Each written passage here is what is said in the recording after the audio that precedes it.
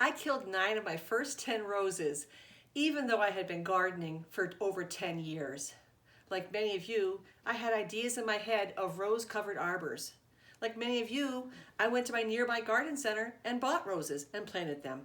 And like many of you, I watched them quickly die. I gave up on roses. I'm sure that this is not at all what you expected to hear in a presentation called Anyone Could Grow English Roses, but it's the truth. Going back a little bit, when he was little, my friend's son David used to follow me around my perennial garden. I taught him how to plant and prune, feed, water, and mulch the plants. He had his own little perennial garden. When he was about 14 years old, he decided that he wanted to grow roses. I told him, do not grow roses, they are too hard. They will die on you. But he didn't listen to me. He talked his parents into ordering some roses online. They were David Austin roses. I kind of sat back, watched, waited for them to die, but they didn't. They stayed alive. And not only did they survive, but they thrived. I couldn't believe it. I told him, you have got to teach me how to grow these roses. So he taught me how to plant and prune, feed and water, and mulch the roses. It was a complete turnaround. So I was taught how to grow roses by a 14-year-old boy. Hi, I'm Joanne Strevy from Rosewood Gardens in West Charlton. I'd like to thank the Clifton Park Half Moon Public Library for hosting this 3-part presentation. Today we're going to cover who is David Austin? What are English roses? Why are they so special? Where should I plant them? Things to consider before purchasing a rose, and how to amend your soil. So let's get started. David Austin, English roses. Anyone can grow English roses. This is something I firmly believe. I believe that the reason I failed in growing roses is because I didn't have the proper information, didn't have the proper roses, and that those two things are things that can be rectified for other people and that they can have success in growing English roses. So who is David Austin? David Austin is a gentleman who was born back in 1926. When he was still young, he read a copy of a book on old roses, which gave him the idea of crossing old roses with modern roses. Old roses are those that were around prior to 1867. They're the beautiful cup-shaped form that people call cabbage roses often. You see them in the masters' paintings. They're disease-resistant and cold-tolerant, and they're very fragrant. However, most of them only bloom in June. Most are very thorny, and there's a very limited color variety, pinks, reds, and whites. Hybrid tea roses, on the other hand, these are roses that were very popular at the time when David Austin was younger. They have the long canes, they produce one large flower per stem. They're the ones that you find in a florist shop. The ones that if you order a dozen roses, that you'll get these roses from the florist shop. They're repeat flowering and they have a wide variety of colors. But they're stiff, upright plants. The flower form is the same on all of the roses. They lack disease resistance. They're susceptible to cold temperatures, which is especially important in this area, and most of them lack fragrance. So David Austin's objective was to create new roses that looked like the old roses, combining the charm and fragrance of old roses with a wider color range and repeat flower qualities of modern roses. He also was especially interested in having a shrub that was attractive. His first rose was introduced in 1963. It was called Constance Spry. This was a beautiful rose that had a myrrh fragrance which hadn't been seen in years since the old roses. And people were really surprised and amazed to see this rose and its fragrance. Unfortunately, it only bloomed once, so he went back to the drawing board and continued to hybridize new roses. In 1983 at the Chelsea Flower Show, he introduced Graham Thomas and Mary Rose, which were very impressive at that time. Since then, he's introduced over 200 varieties. So why are they so special? First, they're shrub roses, so they're attractive in a garden setting. Second, there's a single breeder. David Austin is the only breeder of these, and when you have a single breeder of something, it makes it a collectible. They have the old rose form. In fact, they have many different forms. It's not like a cookie cutter rose form. The colors are soft. You've got soft pinks and apricots and yellows and creams and whites and reds. They're disease resistant, they're reblooming, and they have amazing fragrances. This rose in the back corner there is called Carding Mill, and that has a myrrh fragrance. I'm going to go through each of these roses here, going from left to right. The first one is Carding Mill, which we just saw. That's a picture of it up close. It's a really pretty rose that will vacillate in color-wise between peach and pink, depending what the weather temperature is. It has that nice myrrh fragrance, which is kind of a cross between baby powder and licorice. It's a very lovely fragrance. The second rose there is William Shakespeare 2000, and that is has an old rose fragrance. The third rose, the yellow one, is Golden Celebration, which has a fruity fragrance. It is large roses, and it just has a nice nodding form to it. On the bottom row, we have Sceptered Isle, which has the myrrh fragrance. And we have Teasing Georgia. The center one is yellow with the petals that kind of fall back, almost looks like a daffodil. And then finally, we have Queen of Sweden. And Queen of Sweden has almost tight concentric circles, and that has a light fragrance to it. The Teasing Georgia, the yellow one, had a tea fragrance. I didn't mention that. And you can see that the forms are all different from each other. Some of them have very deep cups, some of them are more shallow cupped, some of them have more of a rosette form. So this is the garden that people want. They want to have a garden that is full of roses and complementary plants and bones and of the arbors and things, and it's all very neat and tidy, and it looks good. And in order to get that, you've got to go through the cycles. Growing roses successfully is a cyclical process. You have your things you have to do in spring, summer, fall, and winter. We'll be going through that in this three-part presentation. We're going to start with planting your garden. When you're trying to decide where to put your roses, I always encourage people to put them closest to the house as they can. You will really enjoy your roses a lot more if they're right next to you, and that you'll be able to enjoy the fragrances more. I run out in my pajamas first thing in the morning when my roses are blooming and go and see them and smell them and enjoy them. You want to choose a nice sunny spot. Full sun, which is considered to be 6 hours, that include the hours of 10 to 2, will bring out the best in your roses. Choosing morning sun over afternoon sun. Make sure you have a water source nearby so you're not lugging hoses from across the yard. And roses are pretty thirsty. This is Crown Princess Margareta. I've tried to intersperse this presentation with pictures of roses so you get a chance to see the different kinds of and varieties of roses that they have. She's lovely. She's got a fruity fragrance to her, and she starts out flat and then she gets fully cupped as she gets older. English roses can be mixed successfully with both herbs and perennials. They can be used equally well in a formal garden or used in a more naturalistic setting, so they go both ways. The soft colors blend well together and look especially nice with plants that have lavender, blue, and purple flowers. Plants like Nepeta or lavender, salvias, clematis, delphiniums, petunias, purple petunias. They all look really good with the roses. Here's a picture of Graham Thomas.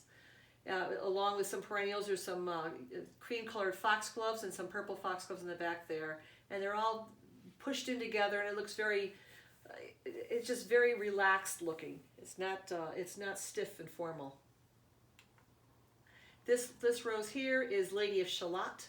Lady of Shalott is a beautiful apricot rose. It is shown here with the complementary plants of Nepeta, and that's the paprika version. And I'm sorry, the Nepeta is Walker's Low. The yarrow is the paprika version. One of the things that's important when you're planting English roses is you want to plant roses in groups of 3. And the reason you do that is because it gives you the appearance of one large rose bush. We live in a growing area that's very short, and so anything we can do to try to mature our plants faster is very helpful for the way our garden looks. So by taking the 3 roses of one variety and planting them in a triangle about 18 inches apart, It gives you that look of one large rose bush. And you're going to get more roses on it that way because it just works a lot better. When I first put my rose garden in, I was impatient and I put my roses in one at a time and or one by themselves. And it just did not have that big lush look I was looking for. David, of course, put his roses in threes. He followed the directions, and his always looked better than mine. So at some point, I replanted my rose garden and put them in threes, and I'm much happier for doing it that way. And the customers I have that plant them in threes are much happier too. So I'd say go slower, plant in threes, and you'll be much happier. In 5 years, you're going to have 15 roses, and you'll have lush, big bushes as opposed to dotting them around. Here's a good example of a garden that was designed by Michael Marriott of David Austin Roses. You can see that these are not single rose bushes. These are planted in 5 or 7 or 3s of the each variety. So you got pinks and you got the reds and more pinks and you got whites across the way there. And you can see how the purple complementary plants look so nice with the lovely colors. Most roses in the United States are grafted. And I know people have heard about the term grafted. I'm going to explain a little bit what it means. If you look at that naked rose there, you can see at the bottom you've got roots, and at the top you've got canes. And the stuff in the middle, you've got the top little ball there is called the bud union.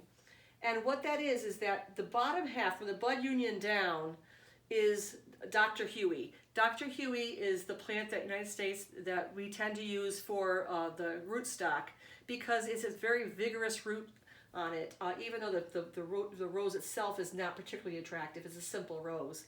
So you could take somebody like Golden Celebration and put that onto Dr. Huey, and then they tape it up and they poof, they make it into a grafted rose. And so that's what's generally, when you go to buy a rose in a nursery, that's generally what you're going to find. Now, there are other roses that are called own root roses. So basically, you want to decide, do you want grafted roses, own root roses, or don't you even care? So it doesn't necessarily make a difference. Grafted roses are the desired rose varieties combined with a vigorous rootstock from Dr. Huey on the bottom.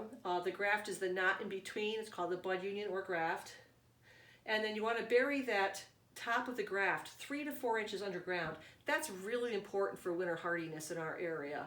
I plant mine 6 inches underground. The own root roses are the same plant. It's Golden Celebration on the top and Golden Celebration on the roots. So it's one plant grown on its own roots. There's no grafting necessary in this case. They often are much smaller to start out with, but they catch up in about 3 years. Some people believe that they are hardier and more disease resistant. I have had both kinds in my gardens and have not found that is necessarily the case. Here's a fun fact. David Austin started his company in 1969 to introduce English roses, as the other rose nurseries were not particularly interested in them at the time. And now he's got a $20 million company.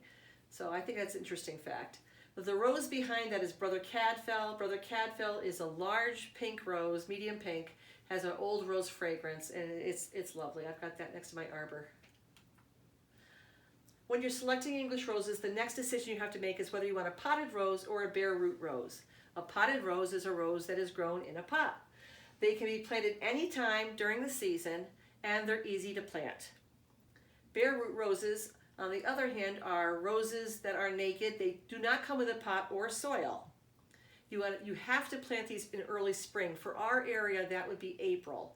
The roots and canes must not dry out. You should soak them in water, either in a pail or in a bathtub overnight before planting them. And then even after planting them, rose canes need some protection from the sun until their leaves form. So if you're planting a bare root roses, you want to take a small beach umbrella or a laundry basket, a plastic laundry basket, and flip it over the rose until it gets the leaves, and that way it won't dry out as much. The sun won't get to it as much. English roses are addictive, and that's something that everybody who starts getting into English roses finds out very quickly. You start out saying, well, I'll try 2 of these and 2 of those, or 3 of those and 3 of those, and before you know it, you've got 30 roses. It's just because you see how beautiful they are, you see how much you enjoy them, and you just really want more. So you need to know that I sell a legally addictive substance. So this is Abraham Darby. Abraham Darby is one of my favorite roses, And Abraham Darby has a lovely fruity fragrance, and you can see how, again, it's a voluptuous kind of a rose there. Welcome to my home. When you're digging your rose hole, you're basically building the home for your rose to live in. It's got to be 2 feet wide by 2 feet deep. It's a big hole because you're going to be amending the soil that goes into it. Now, whether you have sandy soil, clay soil, or loam, adding organic material is going to improve your soil. Now, organic material can either be home compost, composted leaves, or well-aged cow manure, which is my preference. I love the well-aged cow manure. Equal parts of garden soil, compost, peat moss, and aged cow manure works out beautifully. You can add bone meal and our blood meal and plant food to your rose hole as well. Another option, instead of amending your whole soil, is if you have a large garden and you want to dig out the soil 2 feet down, you can replace that with a good perennial mix that's sold by a nursery. And then I would also still throw cow manure into that and bone meal and the rose tone. But that way you're avoiding all the whole rock thing, and you can plant roses anywhere you want to in there. So you want to make sure you're amending your soil before planting. I generally do that in a wheelbarrow. I'll dig the soil out, put it in the wheelbarrow, add my nutrients to it there, my amendments, and mix it in really good with your shovel, and then you're going to use that soil to replant your rose. You see the rose in the background there in a pot. And we'll get into planting the rose in part 2. So composted manure and amendments. I like the organic amendments. I like the Espoma products very much. The rose tone and bone meal, I use a ton of that. And dried blood you can use. You could also, Biotone is a good product to put in that has mycorrhizal fungi. And then also I will throw a handful of Epsom salts down in spring per rose, and that way it gets a chance to, it promotes more new cane growth. So the key to outstanding rolls, the first one is good soil. Amending your soil is huge. So adding your compost, peat moss, and aged manure is a good thing. Taking the next step up is adding your bone meal rose tone, and best is to add the mycorrhizal fungi. That helps the rose to absorb nutrients and water better, and it's best to get that as close to the roots as possible. So you're not going to mix that in, you're going to put that in on top just before you put your rose into the hole. Winchester Cathedral is this rose here. It's a beautiful white rose with pink buds. You'll find that the English roses do very well in pots.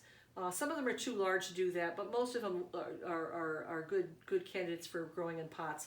And we're going to be talking about how to winterize pots in part 3 of this presentation. So here's Abraham Darby, again, a good picture. You can see with the purple clematis there. And it looks more pink here, whereas the previous picture had more of an apricot. And again, that varies based on the weather. Here's a picture of David Austin and Queen Elizabeth. They both were the same age, 90 years old in this picture. And this is at the Chelsea Flower Show. She actually knighted him, so he's a knighted gentleman. And this picture here is I love this. I think that this is pure contentment. This is David Austin sitting with his dog in his garden. I thought, don't we all want that?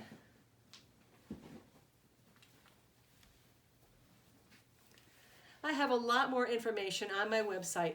Visit rosewoodgardens.com. If you have any questions, please feel free to email me at jstrevy, Strevy, @gmail.com. Next time I'll be covering how to plant, prune, and care for your rose. See you then.